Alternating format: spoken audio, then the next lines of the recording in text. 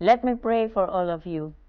I come to you weary, O Lord, burdened and with nothing left but the hope I have in you.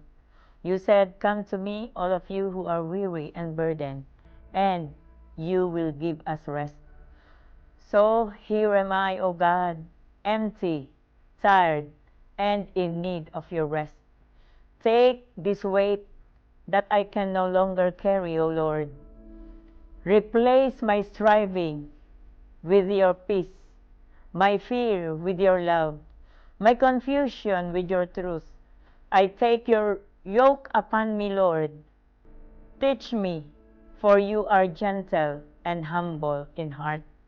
Let my soul find rest in you alone, for you are the answer to every question, the healer of every wound, and the strength in every weakness.